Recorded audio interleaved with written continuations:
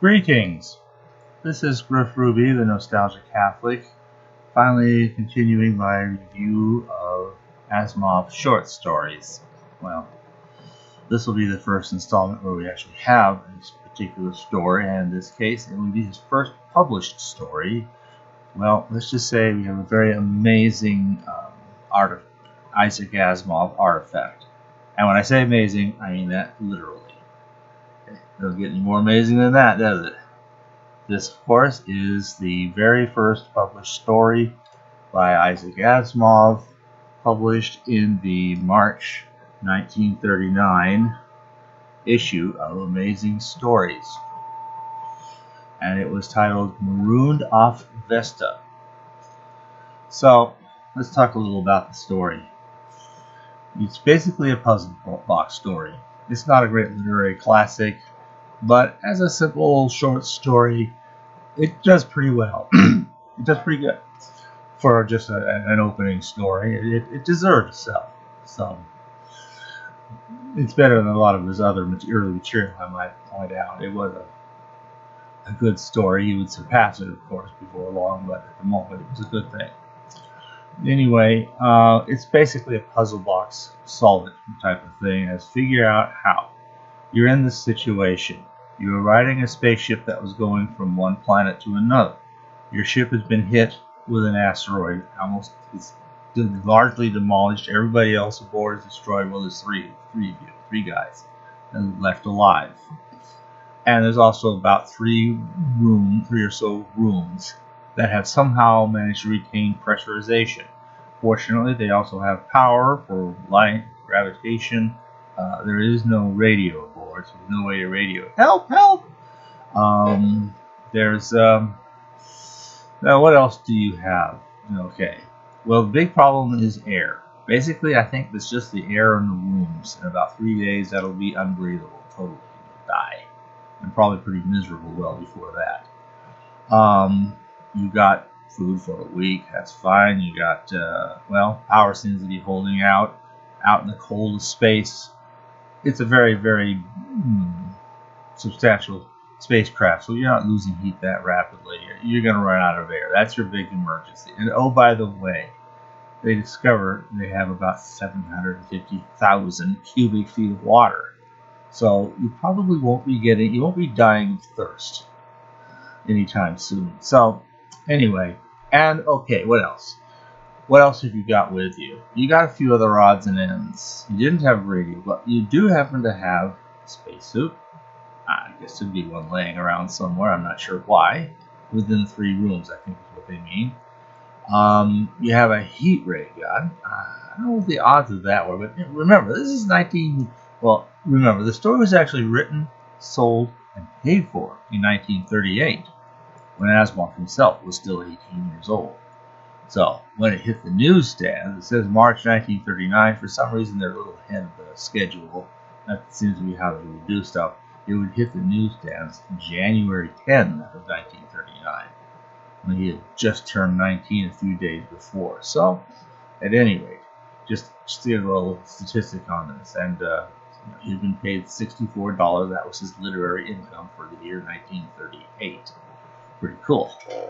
So, at any rate, we'll get more into the history of the release of the story later, but let's look more at the story itself first. What else have you got? I was thinking back in 1939 or whatever, I think they already had, the airship had just disappeared, Hindenburg having blown up a few years before, but conventional aircraft could have existed, potentially, could have carried passengers. And nobody ever worried about things like people carrying a gun on board or something. So I guess a heat ray gun could very reasonably have been laying around, maybe next to the first aid kit and the fire extinguisher or something. I don't know. But at any rate, you got that, and you got the, what else have you got? One more very important thing. A functioning airlock. Very useful.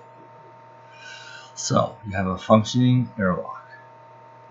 So, and you were in orbit around Vesta, the asteroid. And somehow, when you got hit with an asteroid, your ship was knocked off course, and somehow, by the most extraordinary coincidence, managed to land in some kind of an orbit several hundred miles out from the asteroid Vesta.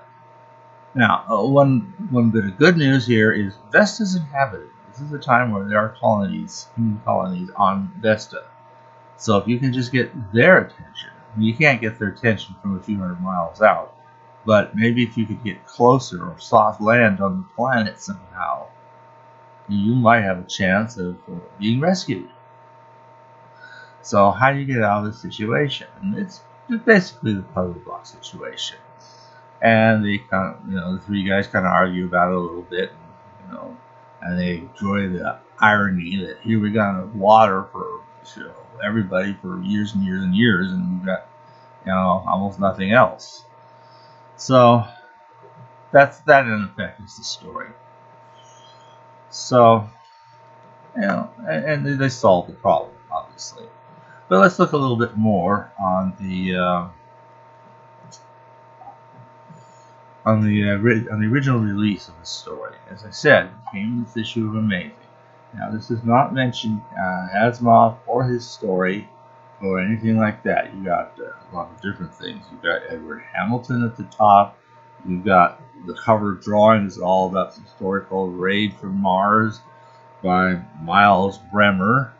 And then you've got a whole list of other people whose stories also appear here. Ed Earl Rep, Robert Blott, that's the name I actually know, and F.A. Cummard Jr. No Asimov. So you wouldn't even know he's in there. But that's not a full list of all that's in here. So let's take a look here. When you look at the content, now it gets a little bit better. Amazing stories. And there it is. Marooned off Vesta by Isaac Asimov, page 66.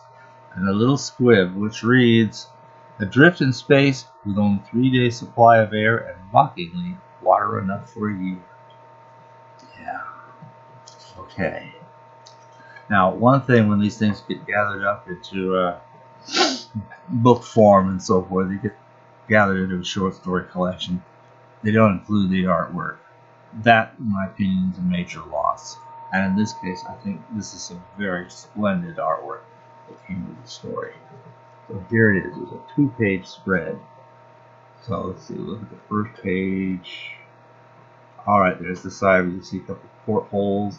There's this giant exteriorly mounted water tank. There's a spacesuited figure holding a little heat ray gun, zapping a point on the surface of it. You can see some more, I don't know what the little opening things are, maybe escape pod things, but we don't have any functioning escape pods that we hear about. And here on the other side is more of the damaged spacecraft. And you can see by Isaac Asimov, and then there's a little squib. The squibs don't get copied either, nor does the caption for the picture. So the caption for the picture reads, precariously he clung to the spaceship's hull. What would happen when his ray pierced the tank?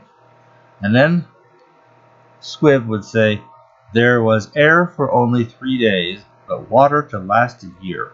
Warren Moore attempted an impossible plan and won. So, the text is quite faithfully represented, though, when republished in the book Asimov's Mysteries, with really very, very few differences. One of them being, as originally published, in his chapters. Wreck of the Silver Queen, Chapter 1. And then about halfway through, we transition into Chapter 2, which was A Tough Job.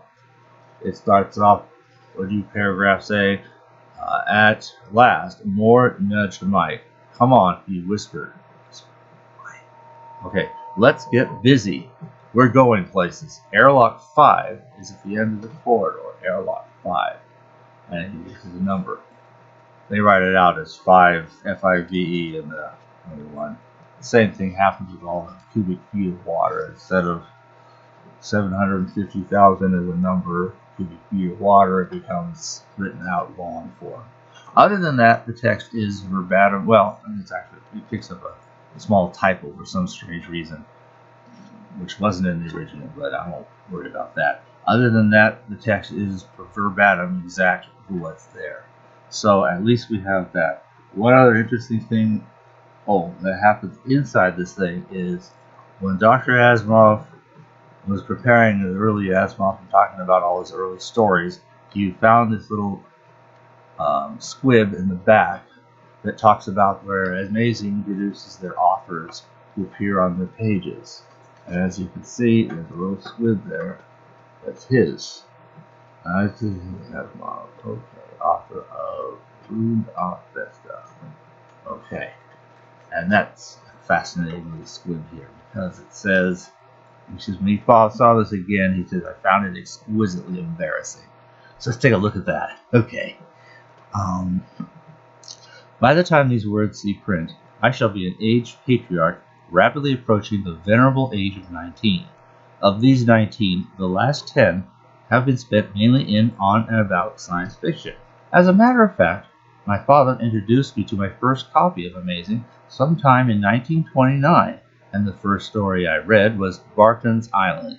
Since then, I have been a steady reader, my favorite story of all time being The Drums of Tabacos. I am of medium height, dark, and my mother thinks I'm handsome. The general consensus of opinion does not commit itself quite so far, but I do not complain. I am now serving the last year of my sentence at Columbia University and will graduate next June with flying colors. My favorite pastime is reading. My favorite sciences, mathematics, and astronomy, though I major in chemistry at Columbia and am taking a pre-medical course. Also, I like cats. As far as I know, I have no vices, or at least no serious vices, and oh yes, I like to write. My first attempt at writing came at 12, but the monstrosity that resulted has been burned long ago. Science fiction did not come until I had acquired my first typewriter 4 years ago, but it was not until the middle of 1938 that I took my life in my hands and bearded the mighty editor in his den. And no, it wasn't the editor of Amazing, it was actually Astounding Science Fiction, John Wood, that he went to go and see personally. That was a big deal for him at the time, in 1938. So, the providence that watches over the rash beamed kindly down upon me, and Marooned off Vesta is the result. It may be unusual, but I don't know exactly how I got the idea for the story. Like Topsy, it just flowed. There are more stories on the way, some in a state of partial completion now, and I hope again that this first story does not prove to be a flash in the pan. If it does, it won't be because I didn't try. Anyway, I hope you like the story. After all, it is the readers that are the powers behind the throne, and they must be pleased. Au revoir until we meet again, and I sincerely hope we will. Isaac Asimov, Brooklyn, NY, New York. Well, obviously it wasn't a flash in the pan. Good thing for him, good thing for us. But 20 years later, Amazing we commemorate that with yet another amazing artifact, the March 1959 issue of Amazing, in which they commemorate. It's an Asimov surprise, page 7. And they talk about the Asimov surprise a little bit here. And it starts right off with 20 years ago, an eager stripling named Isaac Asimov entered the office of Ray Palmer, then managing editor of Amazing, and made his first sale of a science fiction story. No, he entered the office of a different magazine. Ray Palmer was in Chicago, and they did not meet at any time near them at all. So, but at any rate, they do reprint this the little author squib. Most importantly, they reprint a newer squib for a new story at that time called Anniversary. And they even have, well, it's not exactly the same artwork, because I notice here it's only one porthole. Where's the other one? I don't know, the positions just look a little different. I'm not sure why it's different. But at any rate, you have something that pretty much captures the overall spirit, I think, quite well. The same squibs, chapter divisions, typographic, everything is all there the same, except now it's followed by another story titled Anniversary.